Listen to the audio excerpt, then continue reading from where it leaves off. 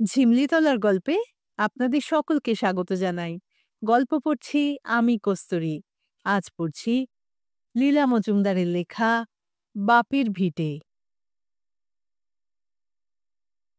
আমার গয়না দিদি, আসলে অন্য নাম। চটে যাবেন বলে ওই নাম দিয়েছি। ভালো নাম না?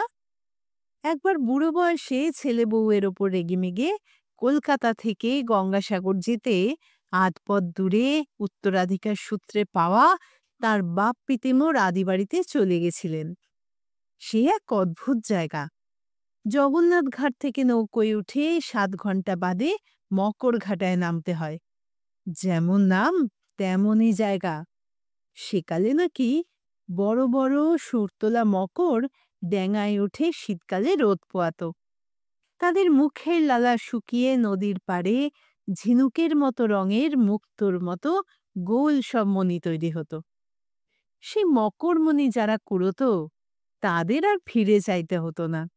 বলেছি না, অদ্ভুত জায়গা।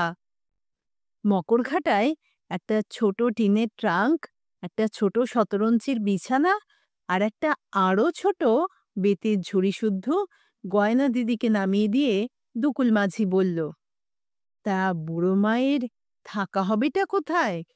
নিতে তো কেউ এসেনি। গয়না দিদি রেগে বললেন, এসবে আবার কে রে? বাপ পিতেমোর বাড়ি আসছি, তার জন্য কি মিছিল করতে হবে? জিনিস বইবার লোক দে, নন্দীবাড়ি পৌঁছে দেবে, কাছেই কোথাও হবে। ঘাট থেকে হাঁক দিয়ে বুড়ো ঠাকুরদা বরকন্দা জানাতেন। শুনে মাঝি কাঠ, সে বাড়ি তো ভালো না মা, ওখানে মানুষ থাকে না। গয়না দিদি চটে গেলেন, কথা ছিরি দেখো, আমার বাপ পিতেমর ভিটে, তারা একদিনের জন্যেও নিজেদের ভিটে ছেড়ে আর কোথাও রাত কাটাননি। আজ বলে কিনা কেউ থাকে না। মাঝি বলল, ঠিক তাই, সেই জন্যেই মানা করতেছি।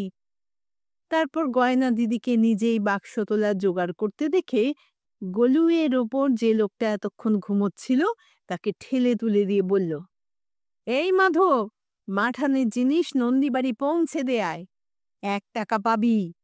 গয়না দিদি ভেবেছিলেন 50 পয়সা দেবেন, তা গতিক দেখে চুপ করে রইলেন। মাধো জিনিস নিয়ে বাঁশবাগানের মধ্যে দিয়ে হাঁটা দিল। গয়না দিদি 5-7 মিনিটে বাপ পিতেমর ভিটে পৌঁছে গেলেন। মাধো পাঁচিল বসানো তালাবন্ধ দরজার সামনে মোট নামিয়ে বলল, টাকাটা দেখি, আমি ভেতরে পা দিচ্ছি নে, জিনিস কে ঘরে তুলবে? গয়না দিদি বললেন, দেখি ডাকাডাকি করে, কেউ যদি থাকে। মাধো জিভ কেটে বললে, ও কাজ করবেন না, ডাকলে ঠিক এসে হাজির হবে। নিন, খুলুন, আমি তুলে দিয়ে যাচ্ছি। কিন্তু কাজের লোকে মুলুকে পাবেননি মা। বাঁশবাগানের পাশে বামুনের দোকানে কেরাসিন, কয়লা, রান্না খাবার পর্যন্ত পাবেন। এ বাড়িতে মানুষ থাকবেনি। গয়না দিদি চারদিকে চেয়ে বললেন, না, থাকবে না। চালাকি পেয়েছ? থাকবে না তো তুলসীতলা ঝাঁটপাট দিয়েছে কে শুনি? মাধো শিউরে উঠে বলল, সেই কথাই তো বলছিলাম, টাকাটা দেন। গয়না দিদি টাকা দিয়ে বললেন, বাঁশবাগানের ওধারে গয়লা বাড়ি দেখলাম, সেটাক দুধ পাঠিয়ে দিস, নগদ দাম দেব। মাধো বলল, তাহলে দরজা খোলা রাখবেন। ঘরের তক্তপোষ, জলচৌকি, পিঁড়ি সব কাঁঠাল কাঠের তৈরি, পরিষ্কার টরিষ্কার। বাক্স পেটরা খুলতে খুলতে গয়লা দুধ নিয়ে এসে বাইরে থেকে ডেকে বলল, দুধ লেন, আমি ভেতরে যাবনি, সূর্যি হেলেছেন। যত সব কুসংস্কার।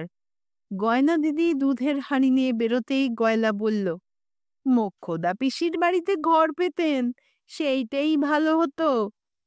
দিদি রেগে গেলেন, বাপ পিতেমের বাড়ির চেয়ে সেইটাই কি ভালো হতো? তারা তেতে পুড়ে এইখানে প্রাণ জুড়োতেন। সিপাই হাঙ্গামার সময় বুড়ো ঠাকুমা ছেলেপুলে নিয়ে এইখানে উঠে প্রাণ বাঁচিয়েছিলেন।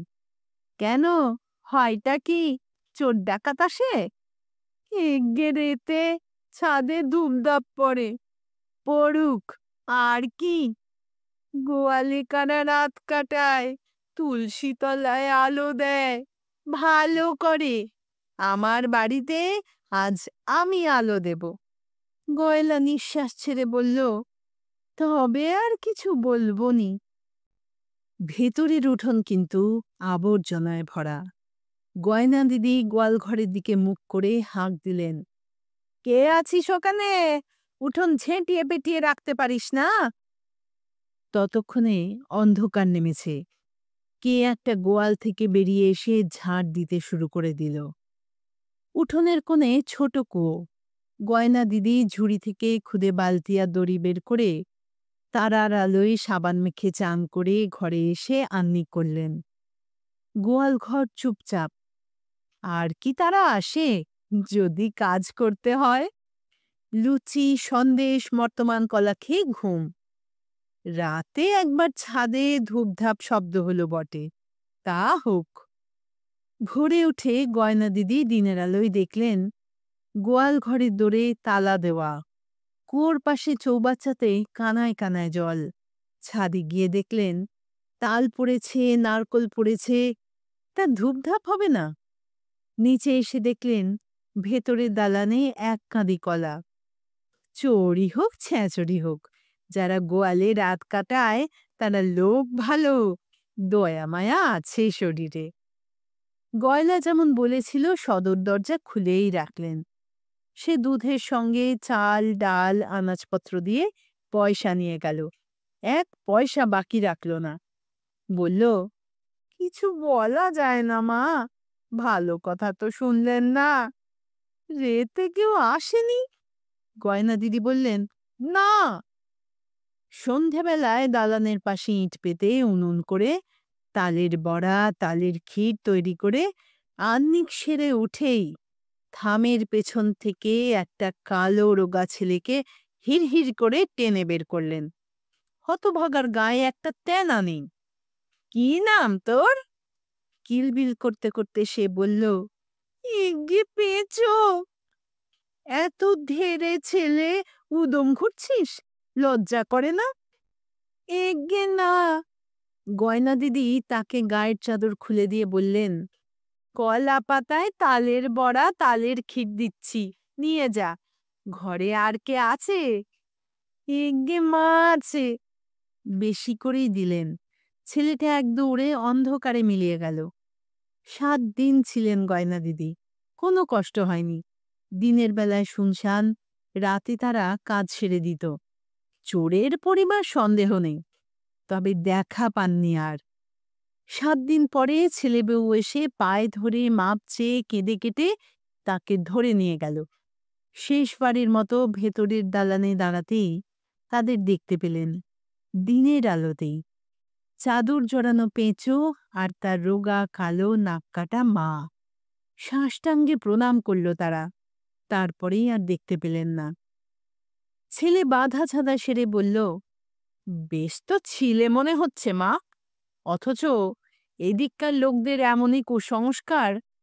নৌকর দুকুল মাঝি বললে কিনা বুড়ো কর্তা দাদার সময়ে গয়লাপাড়া থেকে কে তার দুষ্টু বউয়ের নাক কেটে ছেলে শুদ্ধ তাড়িয়ে দিয়েছিল। ছেলেটাও নাকি মহা পাজি ছিল। তা বুড়ো কর্তা দাদু তাদের সারা জীবন তার গোয়াল ঘরে আশ্রয় দিয়েছিলেন। এমনই তার বুকের পাটা যে কেউ তাদের চুলের ডগাটি ছুঁতে পারেনি। তারাই নাকি এখনো বাড়ি আগলায়, কাউকে আধ ঘন্টার বেশি টিকতে দেয় না। তুমি কিছু দেখেছিলে? গভর্নমেন্ট নাকি নিতে চেয়েছিল, তা সব ভয় পালিয়ে এসেছিল। গয়না দিদি বললেন, নিজের বাড়িতে দেখবার কি আছে?